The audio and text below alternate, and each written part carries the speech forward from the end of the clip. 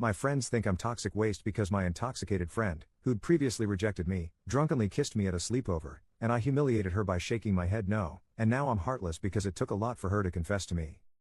I don't expect you to like, or agree with what I am about to say, but it has always been the way I am, and I've never lied about it.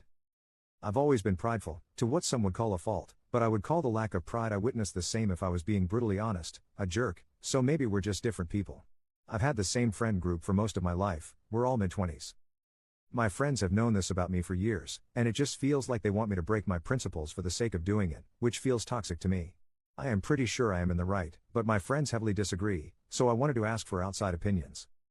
I do not believe in the whole break up / get back together, or the yes, no, yes, no thing. If you say you don't want me, end of story, we can close that book and get back to where we were, no problem, and I won't bring it up again. 6-ish weeks ago, I finally got up the courage to ask out my best friend, someone I had feelings for a long time before this. She wasn't interested, and I accepted that right away, because why would I not? We've been friends for a long time, and I didn't expect anything from her. I did distance myself for just a little bit, to get over the awkwardness, but within a little over a week, it was like nothing happened, and I was glad.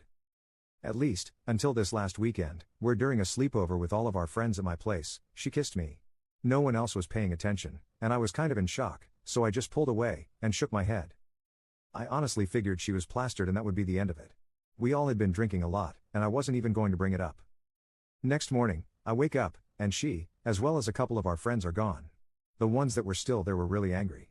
No matter how I try to explain where I'm coming from, I'm apparently not understanding how hard it was for her to confess, and that she felt humiliated by my reaction.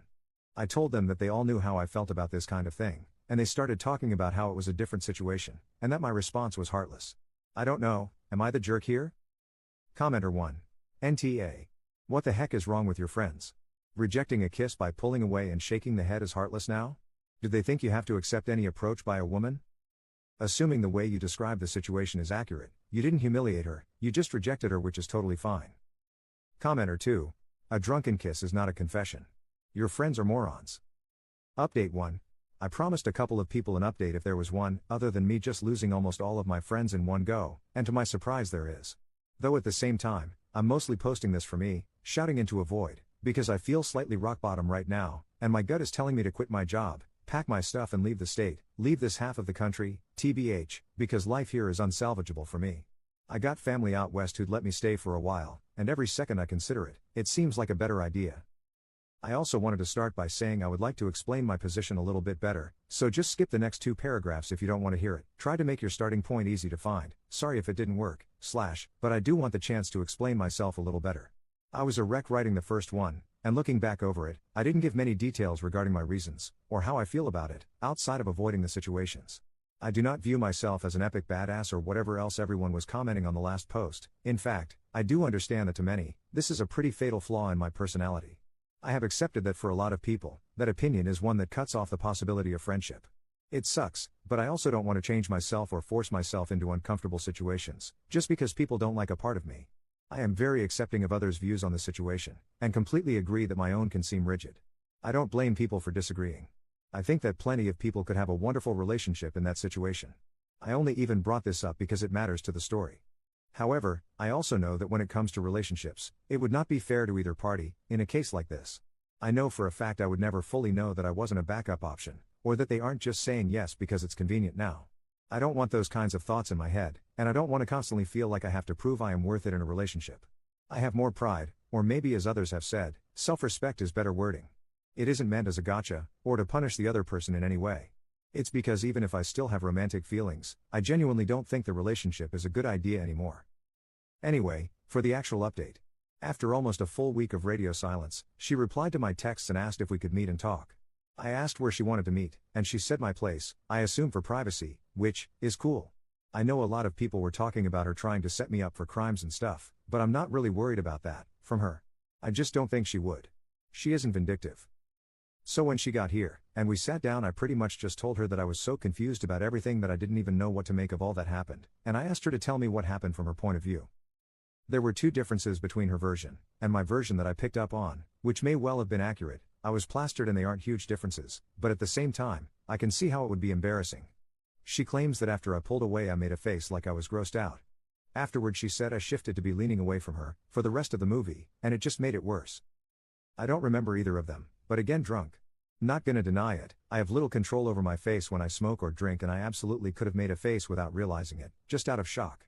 I apologized for that and assured her I wasn't disgusted, just shocked as hell, and also assuming it was a drunk mistake kind of thing. Hell, we've all done stupid stuff drunk, no big deal. It was only the next morning when I was bum rushed with accusations before I even got a morning piss that I was told it was meant to be any kind of hint or whatever.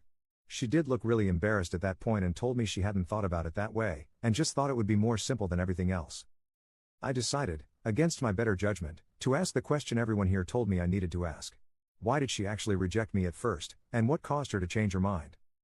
That's when things got really uncomfortable, and I could tell she didn't want to tell me, but eventually, she did.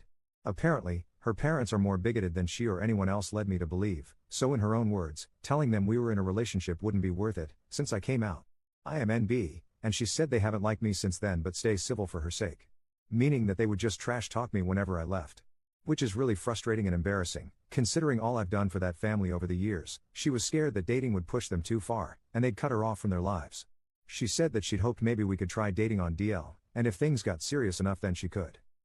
I pretty much just told her I had a lot to think about and asked her if I could have some time.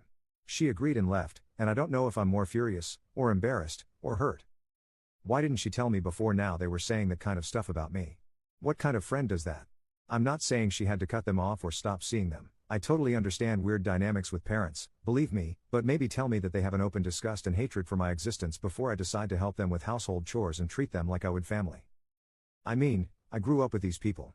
For God's sake, I thought of her mother as a better one to me than my own, not a high bar, but she was doing cartwheels 50 feet over it in my eyes. I am so sick to my stomach with grief. I'm pretty sure we aren't gonna be able to be friends anymore, and it just hurts. I grew up with her, she is the first person other than my dad I came out to, and I never ever thought there would be anything she would do that I couldn't forgive her for, but making a fool out of me for years, then suggesting we date quietly so her family doesn't have to know she's with a local freak show just feels way too far. I want to forgive her, but she's not even sorry, she didn't even apologize for anything. I want to see her reasons, I want to give her the benefit of the doubt but it just hurts. I'm not sure if I wish I hadn't followed the advice or not, right now, even though I know it's better to know. I am glad, at least that I will know to stop wasting time, labor, and money on people who hate me. But to know that they hate me is so painful. Commenter 1. Wow. I'm so sorry. This is completely different to what I was expecting, and honestly, I think this is this best and worst outcome. It's good that you two were able to sit down and sort through your issues without any drama. On the other hand, finding out that her parents whom you grew up with and view as family actually despises you, is heartbreaking. I'm really sorry about what you're going through, and there are people out there cheering you on. Commenter 2. Well, obviously she messed up, I mean that's not even up for discussion. You don't play games with people's feelings. No rejection and then later a drunk kiss. She didn't even consider your feelings until now, which is wild. I get overthinking in the moment, but you don't start fights with friends without at least a discussion. As for the family, that totally sucks.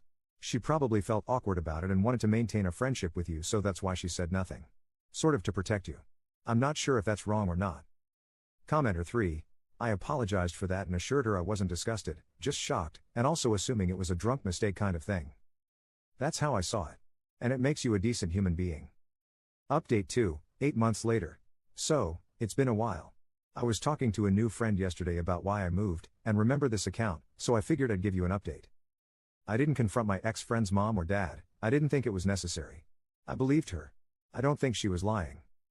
I spoke to my therapist, and we went over my reasons to stay, and my reasons to go, and the list for leaving was so much longer than staying. It was pretty simple to move, I was renting on a month-to-month lease, and I didn't have much I needed to keep. I regret that partially now. I think I was a little manic when I started my little spring cleaning and threw away some stuff I wish I'd kept. I'm living with my uncle now, who's really cool, in a much more populated area. It was a lot easier to find friends out here than back home. I did receive a few apologies from the friends who were sending nasty texts before I left, and I accepted those, but I was pretty honest about my plans. The one who really showed their true colors was my ex-best friend. When she found out I was moving, she was pretty furious, and kept yelling and calling me names, and all this stuff, which I thought was because she was going to miss me. Nope. Ended up asking what her parents were supposed to do now, since I was the one who took care of their gardens for the most part.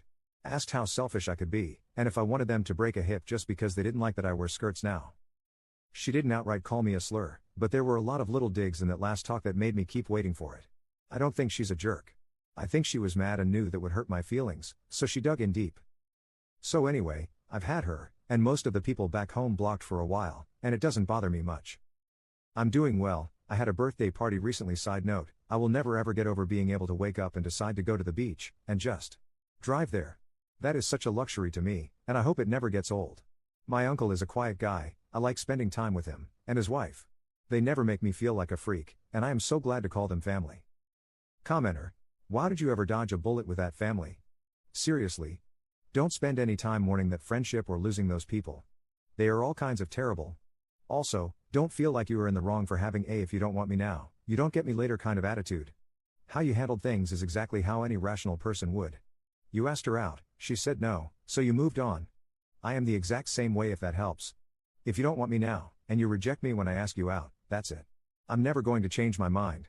I won't wait for you to figure things out with another dude. I won't be your backup plan, and I dang sure won't be your side piece or hidden boyfriend like your ex-friend wanted. Good for you for having clear boundaries in life.